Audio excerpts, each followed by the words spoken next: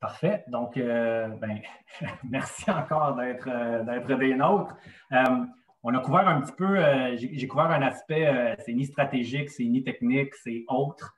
Par contre, quand on est coach, quand on devient coach au secondaire, qu'on n'a jamais vraiment, qu'on a joué, mais qu'on n'a pas appris beaucoup d'aspects techniques, c'est important justement d'avoir un petit background technique sur des positions clés comme corps arrière, receveur, centre offensif. Je dirais que c'est quelque chose qui nous manque vraiment beaucoup au Québec, des connaissances techniques pures à certaines positions. Puis, Francis Louis, je le connais depuis quelques années déjà, mais c'est une personne qui a beaucoup, beaucoup de ressources côté technique pour les corps arrière, les centres offensifs. Donc, on a décidé d'aller dans cette avenue-là avec Francis Louis, qui est, dans le fond, le snapper, c'est très important, ça touche le ballon à chaque jeu. Donc, bon snap, ça ouvre plein de possibilités. Donc, Francis Louis va enchaîner avec sa formation. Merci beaucoup d'être là. Merci pour ton temps. Et puis, je te laisse aller. Bon, bonsoir tout le monde. Merci d'être là. Donc, dans le fond, quand on m'a proposé le projet et qu'on m'a demandé de trouver un sujet que les nouveaux coachs, dans le fond, qu'on devrait aborder avec les nouveaux coachs, j'ai essayé de me rappeler quand j'ai commencé le flag football, dans le fond, c'est quoi les choses que je ne savais pas? C'est quoi les choses que j'aurais aimé qu'on m'enseigne au départ que j'ai un petit peu appris sur le tas ou que je ne savais pas trop?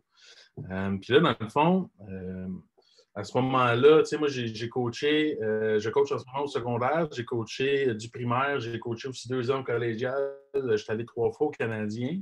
Puis, à toutes ces étapes-là que j'ai vues, je me suis rendu compte à quel point le snapper ou le joueur de centre offensif est une joueuse ultra importante dans une attaque. Puis, dans le fond, je vais vous expliquer aujourd'hui pourquoi. Donc, si on s'en va dans la diapositive suivante. Donc, on va commencer la présentation, je l'ai faite. Donc, le sujet, comme je l'ai dit, c'est que c'est un sujet où moi, j'ai été ultra chanceux. Ma première année en flag football, je m'adonne aussi à coacher du football. Puis, il y a une clinique de coaching à l'Université de Montréal. Et là, on s'entend ensemble, les coachs, on se divise pour aller dans des conférences différentes pour essayer de ramasser le plus d'informations possible. Et là, moi, dans le chapeau, je pige la remise longue. La longue remise, au fond, là, je fais OK, on va y aller, les gars, c'est pas grave. Moi, je coachais les linebackers à ce moment-là. Je dis OK, on va y aller, je vais prendre des notes. Mais là, plus j'ai que là, c'est le long snapper des Esquimaux qui est là à cette époque-là. Puis là, il commence à parler, je commence à prendre des notes. Et là, à un moment donné, moi, ça se met à tourner. Puis je me dis, attends une minute, cette technique-là, je pourrais facilement l'enseigner au flag football, aux filles, pour qu'ils aillent chercher, dans le fond, c'est important.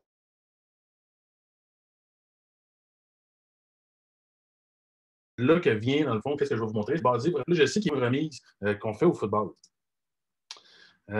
C'est une des nombreuses techniques. Je ne prétends pas posséder la vérité sur comment est-ce que le ballon doit être snappé, comment est-ce qu'on doit envoyer le ballon. Je sais qu'il existe plusieurs techniques, puis il y a plusieurs façons de faire, puis ils sont tous corrects.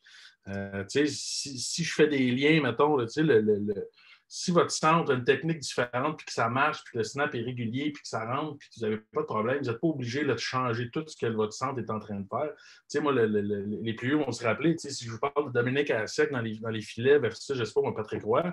Patrick Roy, il était techniquement parfait avec son papillon, puis d'ailleurs, c'est lui qui a introduit le papillon, mais Hasek, il était couché sur la glace, à un moment donné, il levait une pad, il faisait un arrêt, il levait à la mythe, elle sortait de nulle part, il faisait un arrêt. Mais je ne pense pas que le coach il allait avec Dominique Hasek qui essaie de changer le style.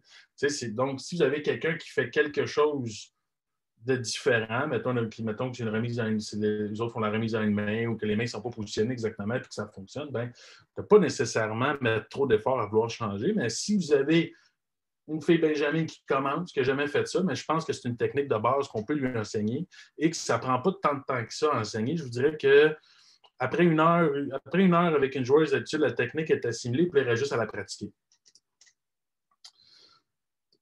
Donc, l'importance de la remise. Pourquoi est-ce que j'ai décidé, moi, dans mon coaching, à un moment donné, de mettre beaucoup de temps sur la remise?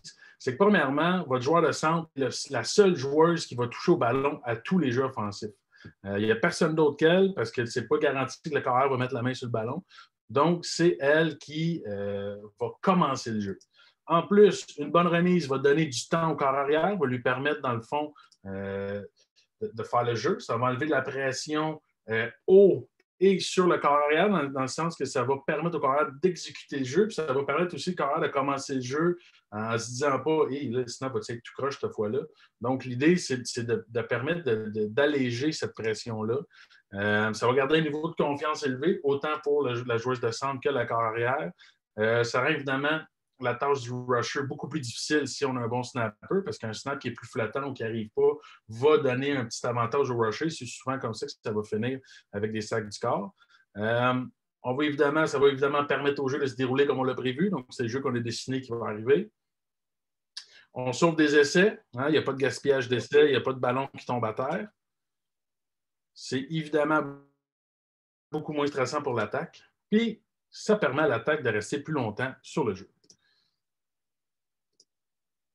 Les conséquences d'une mauvaise remise, puis c'est souvent ça que je me suis rendu compte aussi contre des coachs contre qui on commençait, des coachs recrues, quand j'ai un petit peu plus d'expérience, c'est que souvent, il y a des parties qui se perdaient malheureusement au snap, ou du moins, il y a des séquences offensives qui commençaient comme il faut, puis à un moment donné, la séquence, elle mourait parce qu'on avait 2 mauvais snaps en ligne ou 2 mauvais snaps sur 4 jeux. La première chose qui peut arriver, évidemment, c'est une perte de confiance, soit le corps arrière ou le joueur de centre qui, là, se sent plus efficace dans son travail. Ensuite, c'est impossible de faire le jeu demandé. On va tenter une exécution qui ne fonctionnera pas parce que là, on va tomber dans le stress. Évidemment, comme j'ai dit, il y a la perte de jeu offensif. On va avoir des sacs du corps beaucoup plus fréquents. On va avoir un botté bloqué sur un punt. Il peut y avoir une passe manquée parce que là, on est en train d'essayer d'attraper un snap qui est beaucoup trop haut et qui va faire qu'on va défaire le jeu. On peut tomber dans les obligations de course parce que là, le corps arrière ramasse le snap de peine et de misère. Puis là, là, le jeu n'existe plus, puis là, le corps tombe en mode panique, ne voit plus le jeu, puis part à courir parce que c'est la seule option qui reste pour ne pas se faire intercepter. Ça peut être un ballon qui est un ballon passé, un ballon qui passe, donc là, on a une perte de terrain. Puis si on a un snapper qui est moindrement puissant, bien là, ça veut dire qu'on peut avoir une perte de terrain de 10, 15 verges, dépendant où le snap arrive. Évidemment, ça mène à des pertes de position sur le terrain. Puis, si on l'a vécu une année où est-ce que notre snapper, les snaps étaient irréguliers, puis souvent sur les bottées de dégagement, bien, on avait des bottées plus ordinaires parce que notre botteur se sentait pressé parce que le snap ne rentrait pas autant. Donc, ça, c'est les conséquences qui peuvent arriver. C'est pour ça qu'on avait décidé, dans le fond, de travailler cet aspect-là du jeu et être sûr que nos centres étaient efficaces sur le snap. La première chose qu'on va regarder, là, je vais tomber plus dans le technique de comment on prépare son joueur de centre, c'est quoi la position de base. La première des choses que je veux faire, c'est, puis il y a un enchaînement aussi possible d'une prise de mauvaise décision. Là, dans le fond, c'est qu'est-ce que je vous disais, le snap est tout croche, le corps doit se pencher, essaie de sortir, essaie de faire sa passe, puis là, lance une interception ou lance tout croche ou décide de courir sur un troisième manque une passe, décide de courir. Donc, c'est une autre conséquence. Donc, là, premièrement, je veux remercier Lauriane Drolet et Mathilde Lavigne qui m'ont envoyé, je leur ai envoyé une liste de photos et de vidéos que je voulais. Ça, si on a fait ça avant, au mois d'avril-mai, au début de la COVID, parce qu'on était, le plan de la conférence était fait là. Puis les filles m'avaient envoyé, ils avaient fait ça, ils ont été super gentils, super disponibles pour moi, là, pour m'envoyer ce que j'avais besoin pour faire la conférence. Puis avec ces photos-là, j'ai monté qu'est-ce que vous allez voir aujourd'hui. La première chose qui est importante, c'est évidemment la position des pieds. Parce que qu'est-ce qu'on veut, c'est à gauche, vous avez Lauriane, puis à droite, vous avez Mathilde. Puis, dans le fond, qu'est-ce qu'on veut? C'est des pieds qui sont beaucoup plus larges que la largeur des épaules, parce qu'évidemment, le joueur de centre va s'asseoir puis il va devoir passer le ballon de ses jambes. Tu sais, c'est facile de voir que si les pieds sont alignés avec les épaules, mais l'espace pour envoyer le ballon est beaucoup plus restreint. Puis, en plus, la joueuse va être beaucoup plus stable dans son élan et dans l'effort qu'elle va faire. Donc, les pieds, évidemment, plus larges que la largeur des épaules. Puis, il faut qu'elle puisse s'asseoir aussi. Ça, on va le voir plus tard. Donc, ensuite, une fois qu'on a les pieds, il faut positionner ses mains sur le ballon. Donc, la première chose qu'on va faire, c'est on va prendre le ballon comme si on allait le lancer, comme si on allait faire une passe à quelqu'un. Donc, on prend le ballon là, exactement comme vous voyez ici. Lauriane et Mathilde s'apprêtent à faire une passe à quelqu'un, donc elles tiennent le ballon. Ensuite, on va casser le poignet. Donc, dans le fond, c'est un angle de son poignet pour avoir, si vous voulez, la couture d'en dessous au-dessus. Donc, on doit voir la couture d'en dessous. Troisième étape, c'est on va venir placer l'autre main avec le majeur sur la couture du ballon. Donc, on va voir. Donc, c'est une main ouverte. C'est un je dis le majeur, là, mais vous allez voir, l'Ariane, elle, ça va être l'index qui va se retrouver sur la ligne. Là, elle l'a fait comme du monde. L'Ariane, c'est la dernière photo. Là, elle l'a fait comme du monde. Vous allez voir sur d'autres photos, sa position de main va changer. Versus Mathilde, elle, qui est cette photo-là ici.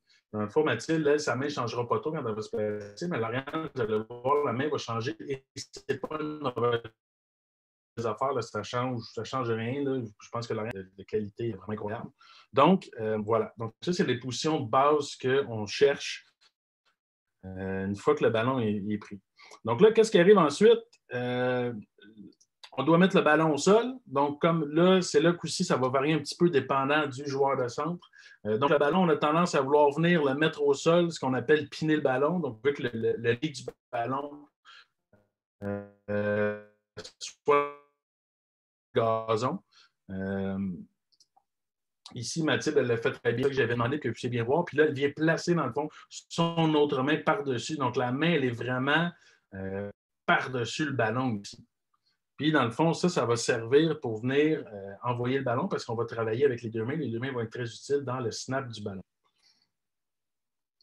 Donc là, je pense que j'ai mis d'autres photos par-dessus. Ici, donc là, vous avez des photos par-dessus. On voit bien la main de Mathilde avec son majeur sur la couture du ballon. Puis quand on prend l'autre angle, dans le fond, c'est que la main est bien ouverte, là, puis il y a un grand contact avec la main sur le ballon. Ça va rendre la remise beaucoup plus facile.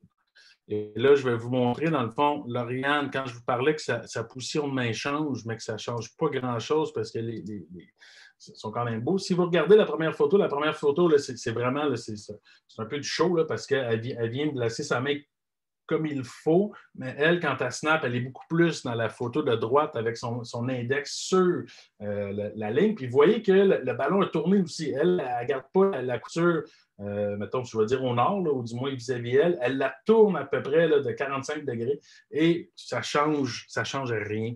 Le snap va être beau, le snap va être dans les mains. Fait que, ça, c'est un petit ajustement dans le fond qu'on n'a pas besoin de corriger ça. Si les snaps ne sont pas à la hauteur, d'habitude, ce n'est pas ça qui va changer vraiment la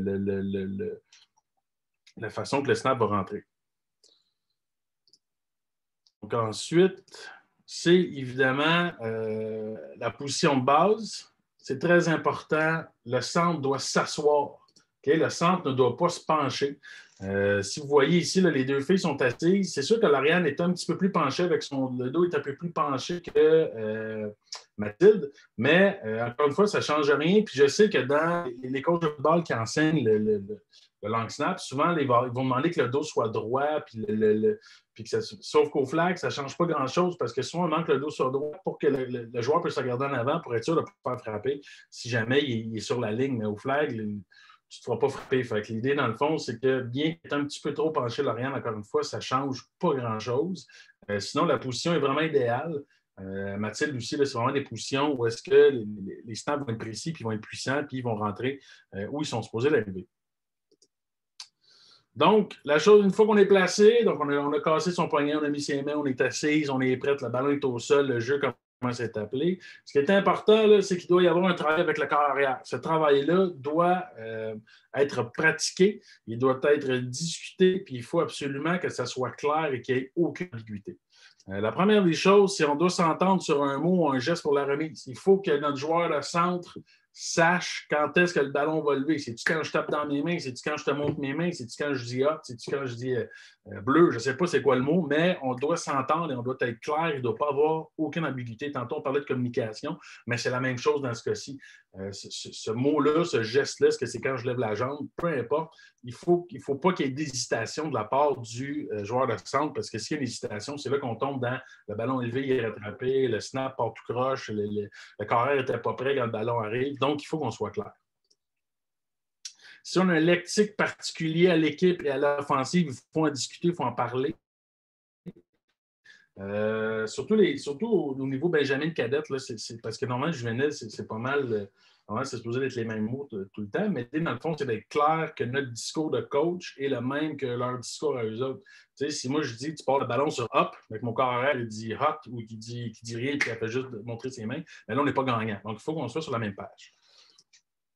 Ensuite, il faut, puis ça, souvent, on ne le voit pas ou on ne pense pas à le dire à notre joueuse de centre qui arrive sur le terrain puis qui, dans le fond, est sur un terrain naturel ou est sur un terrain où est-ce que l'arbitre, ça m'est déjà arrivé, l'arbitre avait mis la poche sur le sol, puis ma joueuse avait mis le ballon, puis elle pensait qu'il fallait mettre le ballon sur la poche, puis elle avait snappé. Donc, c'est important que on doit être confortable pour placer le ballon. Le ballon doit être dans un espace qui est quand même correct. Il faut que le ballon, les pieds soient dans des espaces où c'est correct. Comme je vous disais, les poches des arbitres, on peut se placer juste un petit peu à côté. S'il y a un trou, il faut le dire. S'il y a une roche, nous autres, on a déjà un terrain où il y avait des roches sur le terrain. Il y avait des places où c'était plus difficile de snapper. Mais moi, je disais à mon joueur de centre, dis-le à l'arbitre, tasser les roches, essayer de faire quelque chose. Mais il faut que la zone soit claire. Et il faut qu'elle soit confortable. C'est sûr que sur un terrain synthétique, la question se pose beaucoup moins. Puis, on doit avoir un visuel sur le corps arrière. Ce visuel-là va dépendre beaucoup du niveau où on est. Je pense que une Atom ou une Benjamin va avoir besoin d'un visuel un petit peu plus long vers le corps arrière. Donc, le visuel, c'est vraiment de ses jambes, elle regarde dans ses jambes, puis elle trouve où est le corps arrière, puis où est la zone où on veut lancer le ballon. Versus une cadette puis une juvénile, eux autres, possiblement qu'ils ont juste besoin de regarder une fois, puis c'est beau. Tu sais, le travail entre les deux, le travail de notre corps arrière puis notre joueur de centre, souvent commence en secondaire 1, puis va finir, mettons, en secondaire 5, puis commence au primaire, va finir en secondaire 5. Puis l'idée, dans le fond, c'est qu'une fois que cette communication-là est établie, bien, on n'a plus besoin de se chercher tant que ça. Et c'est important que la joueuse de centre doit savoir, doit choisir où elle veut placer le ballon sur le corps arrière. Là, aujourd'hui, on ne parlera pas des snaps en motion. Là. Ça, c'est une autre histoire totalement. Mais quand c'est un snap qui n'est pas en motion, ou est-ce que le corps arrière ne part pas en snap, mais l'idée, dans le fond, c'est que la décision doit être prise. On doit savoir, on doit choisir où on veut placer le ballon sur le corps arrière. Est-ce qu'on veut y mettre au niveau des épaules? Est-ce qu'on veut y mettre au niveau de la tête? Est-ce que c'est important de savoir où on veut envoyer le ballon? La remise en tant que telle.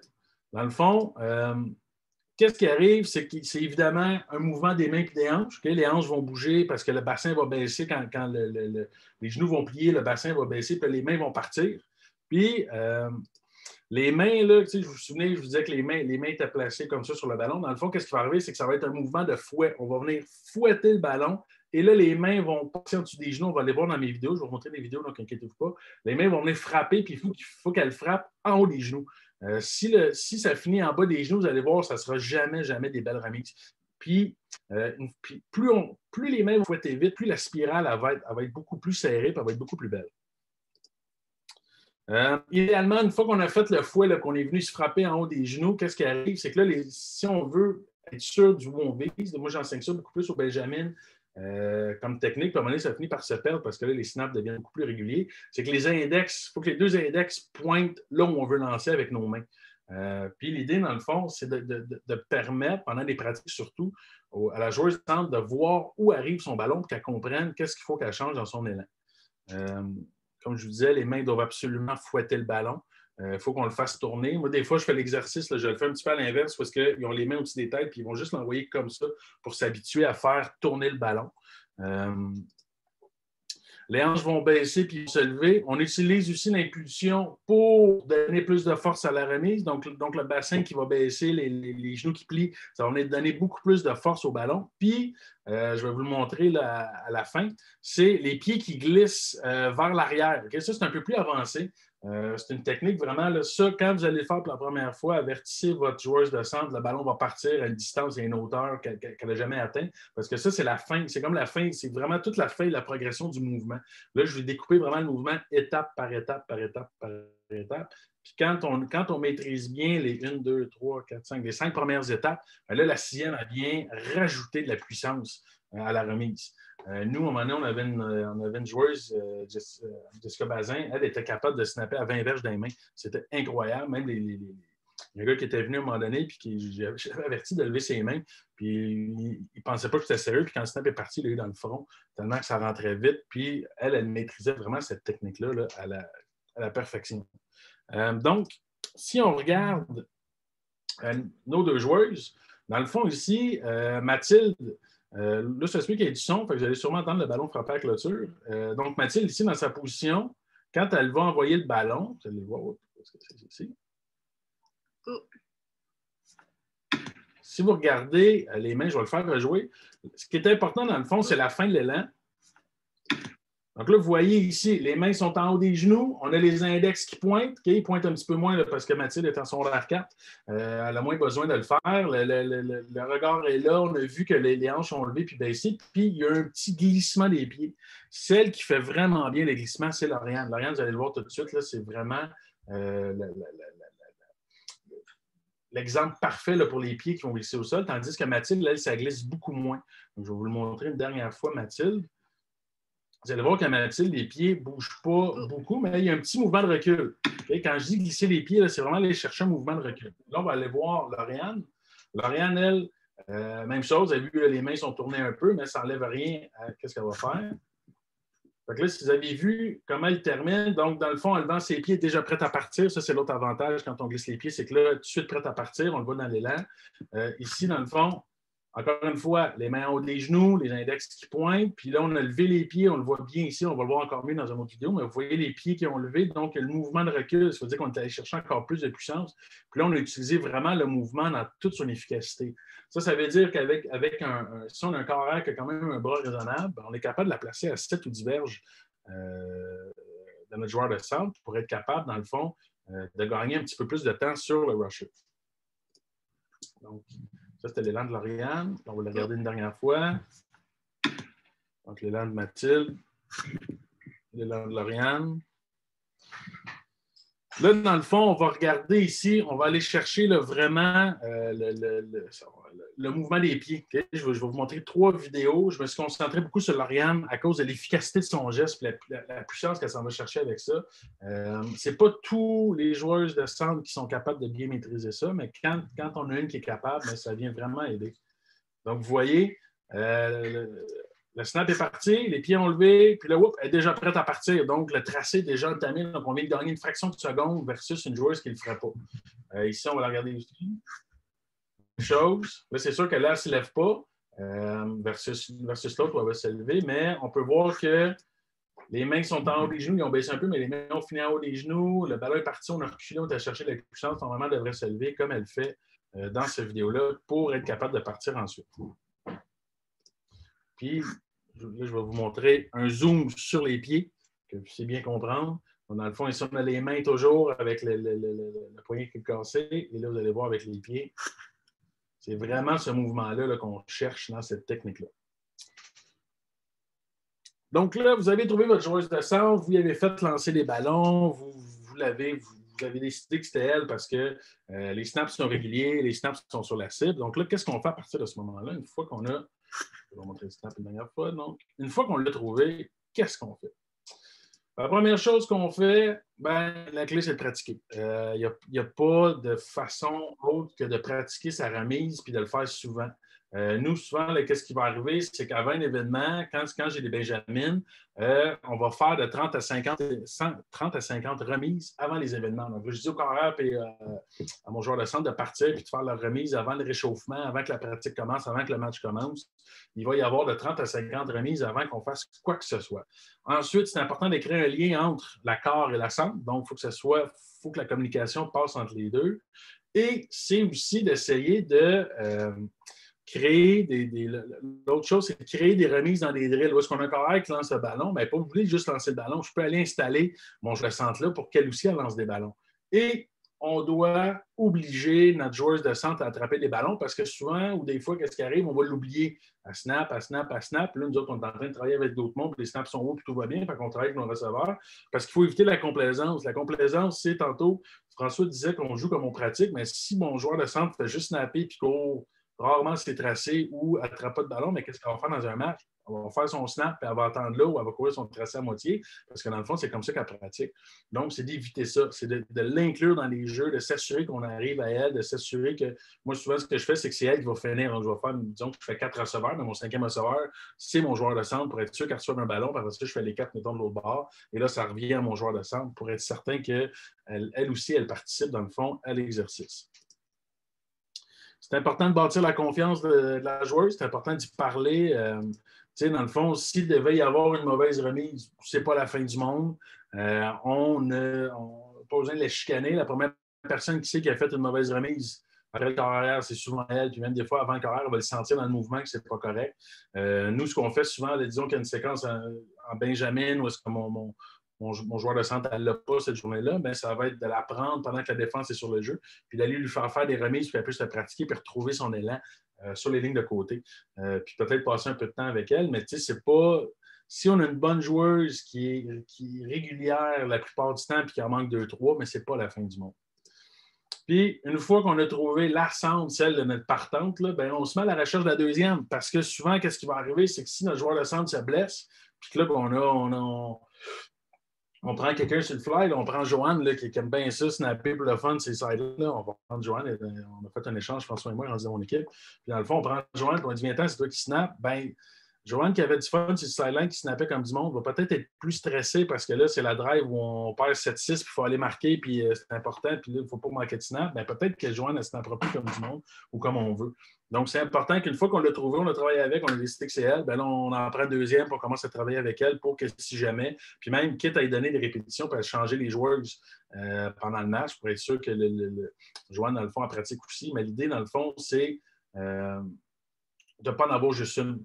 Il faut qu'on le travaille. Puis, ça, d'habitude, vous allez le savoir tout de suite. Quand vous allez avoir l'expérience avec cette technique-là, l'enseigner, si vous décidez de l'enseigner, vous allez le voir tout de suite. Là, ça va vous prendre 1 heure par joueuse pour être capable de bien expliquer, bien voir s'ils l'ont, puis s'ils maîtrisent la technique. Puis après ça, dans le fond, de choisir votre joueuse de centre. Les qualités primordiales qu'on recherche chez une joueuse de centre. C'est un métronome. C'est-à-dire que beau temps, mauvais temps, il pleut, il graille, il vente. Elle a coulé son examen de chimie, ça ne va pas bien dans sa vie. Ben, le snap, il est régulier. Le ballon se rend parce que dans le fond, un ballon qui est lent, c'est un carrière qui a moins de temps. Donc, peu importe ce qui arrive, le snap, il est régulier. Ensuite, on veut une écoute et une attention parfaite. On doit avoir une communication étroite avec la cuisse, le corps arrière. Avec la corps arrière, c'est important. On doit savoir que là, ça va être un jeu où, dans le fond, si l'appellation est changée, j'écris type de remise, mais c'est type d'appel. Si l'appel est changé, dans le fond, si c'est un appel qui est régulier, on est correct. Si c'est une mise en mouvement, mais là, il faut être prêt à envoyer le ballon sur le moment. Est-ce qu'on part sur le premier hot, sur le deuxième hot, sur le troisième hot? Est-ce que c'est un appel où il n'y a rien? Je fais juste montrer les mains, je fais du pied. Est-ce que c'est tout ce qu'on est capable d'imaginer? Mais il faut que la joueuse de centre, elle le sache, elle le comprenne puis elle l'assimile. Si c'est un joueur de centre qui tombe dans l'une entre le moment où j'ai appelé le jeu et le moment où elle arrive là, puis là, qu'elle ne se souvient plus qu'est-ce qu'il faut qu'elle fasse, on n'est pas gagnant. Aussi, c'est un joueur, nous autres, on avait une joueuse de centre. Quand c'était son jeu à elle, le ballon partait encore plus fort que d'habitude à cause du stress. Puis dans le fond, le carrière, au début, se faisait prendre. Donc, on avait des ballons qui passaient. Mais là, à un moment donné, elle savait. Elle m'avait dit, ouais, quand tu envoies un jeu à elle, je sais que le ballon va arriver plus raide. Donc, la communication s'était faite à travers le temps, puis on avait appris à se connaître. Évidemment que c'est quelqu'un qui doit avoir une bonne confiance en soi, c'est quelqu'un qui ne doit pas se mettre à douter, qui doit être capable de construire sur elle-même, dans le fond, puis d'être capable s'il devait avoir une mauvaise remise, un mauvais temps, bien, encore une fois, ce n'est pas la fin du monde, puis c'est une joueuse qui est capable de passer à autre chose puis passer au prochain jeu. Donc, on a besoin de quelqu'un qui a confiance en soi. Et idéalement, on a quelqu'un de calme. On a quelqu'un qui ne s'énerve pas à grand-chose. Tu sais, si je pense à Mathilde Baloriane, c'est le long fleuve tranquille. Là, tu sais, c'est du monde vraiment relax. C'est du monde qui sont cool. C'est du monde qui ne s'énerve pas. C'est du monde qui encourage le monde autour d'eux autres. Donc, ça fait des filles qui sont beaucoup plus relax puis qui ne viennent pas de se mettre de la pression supplémentaire qu'elles n'ont pas de besoin dans le fond parce qu'on doit être relax, on doit être calme, on doit être dans le moment puis on snappe le ballon puis ça part. Comme dit Nike, là, c'est just do it, là, donc c'est le principe. Donc, c'est tout pour moi. Je ne sais pas s'il y a des questions. Je vous remercie beaucoup pour votre temps. C'est sûr que c'est un sujet qui est quand même plus technique. Si jamais vous voulez soit ma présentation PowerPoint ou me poser des questions, disons que ça vous arrive demain là, ou que ça vous arrive dans une de vos pratiques, on peut s'arranger pour communiquer ensemble. Ça va me faire plaisir de vous aider. C'est vraiment une position qui, au fil du temps, m'a passionné dans le sens où j'ai vu l'importance, tu sais, comme tantôt François parlait de l'importance du rusher, mais pour moi, l'importance du joueur de centre en attaque, c'est quasiment un joueur, tu sais, c'est pas plus important que le carrière parce que le carrière prend c'est elle qui va prendre les décisions sur le jeu, mais ça devient quelqu'un qui va venir appuyer notre carrière, lui donner du temps, lui donner de l'espace, puis lui donner vraiment une chance de compléter le jeu. Donc, voilà. Je ne sais pas s'il y a des questions, François. Dans le chat, en ce moment, il n'y en a pas. Si jamais vous voulez juste ouvrir le micro, c'est correct. Mais moi, en attendant, j'en aurais une. Oui. Je ne sais pas si tu peux prendre, on a le temps en masse, je ne sais pas si tu peux prendre 2 minutes pour... un coup que le snap est fait, qu'est-ce que tu suggères comme premier pas du snap après pour partir sur un tracé? Parce que, tu sais, elle a les jambes un petit peu écartées. Est-ce qu'on ramène ensemble puis on part? Qu'est-ce que tu suggères comme premier pas pour essayer d'exploser, sortir le plus vite possible du stance? C'est une bonne question. Puis j'ai vu que Sarah a une question. Je vais répondre à François. Après ça, je vais répondre à Sarah. Dans le fond, nous, qu'est-ce qu'on demande? C'est de repérer d'où vient le rush. Okay? Parce que on va... dans le fond, l'idée, c'est que le rusher ne peut pas croiser devant à moins qu'il y ait un mouvement du carré, évidemment, mais là, on n'est pas là. Mais le rusher ne peut pas croiser devant le snapper. Puis Kat a raison, dans le fond, ça va dépendre de la fille. Mais nous, souvent, c'est que ça va être un pas avant. Puis souvent, le pas va tomber dans l'axe de la fille parce qu'elle va partir à courir. Donc, normalement, elle ne fera pas un pas large. Elle va aller chercher son pas pour partir. Puis dépendant du tracé, tu sais, c'est-tu un hook, c'est-tu un 5-out, je ne sais pas trop. Ça dépend du tracé. Puis dans le fond, l'idée, c'est de partir à courir. Nous, il demande de prendre le corridor qui lui est attribué, celui qui est devant elle en termes de deux verges qui appartient, là, parce que on se souvient que le rusher, il y a le corridor à droite et le corridor à gauche de 2 verges, mais tout ce qui est devant elle, il appartient. Donc, nous, les 2-3 premiers pas doivent être faits devant elle, parce qu'elle ne sait pas ce qui va arriver avec le rusher. Elle ne peut pas faire un pas à droite ou à gauche, parce que si le rusher est à gauche ou à droite, elle va être en obstruction rusher. Donc, c'est vraiment un pas en avant. Commence ton tracé, puis vas-y. Merci. Là, j'ai Sarah qui me dit pour les Benjamin Atom, est-ce que, selon vous, la technique de snapper à une main est plus facile ou plus difficile? Là, Sarah, je vais te donner vraiment mon opinion personnelle. Là, c'est vraiment basé sur mes observations à moi, fait que c'est clairement biaisé. Moi, je trouve que personnellement, le snap à une main est moins précis. Je suis sûr que du monde ne seront pas d'accord avec moi, mais moi, les filles de cet âge-là que j'ai vu le manquer des snaps le plus souvent, c'est celles qui le faisaient à une main. Versus la technique à 2 mains qui est beaucoup plus précise et qui est beaucoup plus, selon moi, qui vient chercher beaucoup plus de puissance. Mais plus les filles ont tendance à vieillir, plus là, quand on va arriver cadette, Benjamin, puis qu'on va arriver cadette juvénile, puis qu'on va arriver collégiale senior, dans le fond, l'idée, c'est que là, on va avoir, là, les filles vont commencer à snapper à une main pour, dans le fond, plein de bonnes raisons. Puis je ne dis pas que snapper à une main n'est pas bon. Je ne dis pas que snapper à une main, on ne peut pas le faire. Mais comme je vous disais au début, nous, on enseigne beaucoup cette technique-là. Moi, j'enseigne beaucoup cette technique-là à cause de la stabilité que ça donne à la remise, puis à la puissance que ça va finir par y donner avec la pratique. Ce qui veut donc dire que le corps arrière va être heureuse de recevoir le ballon beaucoup plus vite. Mais comme je disais tantôt, si tu as ta joueuse de centre, elle snap à une main, c'est beau, c'est régulier, puis c'est précis, bien, tu n'es pas obligé de tout changer ça là, parce que, dans le fond, tu penses que 2 mains, c'est mieux. L'idée, vraiment, c'est de s'adapter aux joueurs qu'on a. Si vous avez d'autres questions, n'hésitez pas. On est en couvre-feu dans quelques minutes. On va être là le temps qu'il faut. Sinon, en attendant, je vais vous remercier pour votre participation à tout le monde. Puis, je vais vous convier tout de suite. Jeudi, donc à 8 h, on commence à 8 h précises. Donc, avec Martin Roy qui va nous parler de défensive 4-2. Donc, le déploiement d'une défensive, c'est force-faiblesse. Donc, Coralie, on t'attend. Tu n'as pas le choix de venir là. Et à 20h45, Hugo Beausoleil va nous parler du développement d'un joueur défensif. Donc, c'est un petit spécial défense jeudi. On va parler plus d'attaque la semaine prochaine. Donc, je vois qu'il n'y a pas d'autres questions. Alors, merci encore.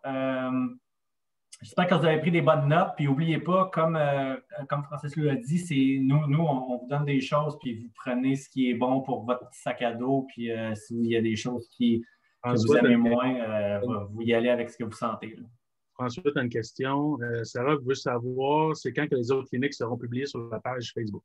C'est un peu dans les prochains jours, je dirais. Je ne peux pas dire exactement à quel moment, là, mais on parle de soit cette semaine ou la semaine prochaine. Tu sais, ça va toujours suivre peut-être 4-5 jours après, parce que là, on veut faire pas du montage, là, mais on enregistre au début, on veut raccourcir ça pour que ça soit plus agréable à regarder. Fait qu'on passe une question de jour là, avant que ça soit publié sur la page Facebook de Football Québec, pour commencer, en fait.